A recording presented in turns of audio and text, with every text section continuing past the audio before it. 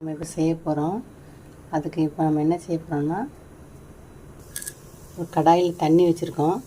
அதில் இந்த வெட்டி வச்ச இந்த வாழைக்காய் உள்ளே போட்டு 3/4 வேக்காடு வேக வச்சுக்கலாம். இப்போ இந்த வாழைக்காய் 3/4 வாசி வெந்துச்சு.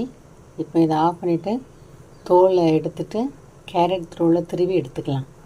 இப்போ நம்ம வேக வச்ச வாழைக்காவை தோல் எடுத்துட்டு கேரட் துருவில் திருவி வச்சுக்கலாம்.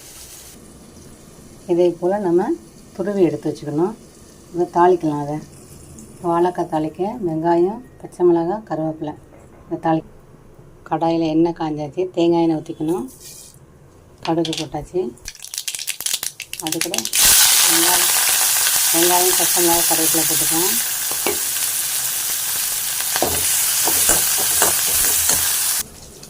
ரெண்டு பூண்டு தட்டி வச்சு அதை அந்த வெங்காயத்து கூட சேர்த்துக்கலாம்.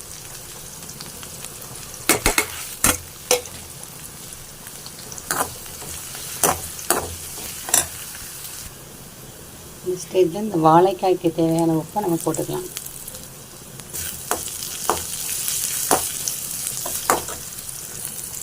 இப்போ இந்த வாழைக்காய் எடுத்து நம்ம உள்ளே போட்டுக்கலாம்.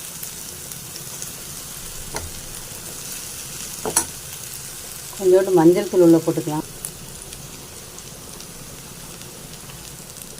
ஒரு சிட்டிக்கை காயத்தூளும் அது கூட போட்டுக்கலாம். வாழைக்காய் எல்லாம் ஒரு கிளறி விட்டு நல்லா கிளறி விட்டாச்சு. அந்த உப்பு ஒன்று மிக்ஸ் பண்ணிவிட்டு ஒரு 2 அல்லது 3 நிமிஷம் அடுப்பில் வச்சுட்டு அப்புறம் ஆஃப் பண்ணிடலாம். வாழைக்காய் போட்டு ரெடி ஆயிடும். வாழைக்காய் போட்டு ரெடி ஆயிடுச்சு. வாழைக்காய் போட்டு ரெடி ஆகிட்டு நீங்களும் செஞ்சு பாருங்கள்.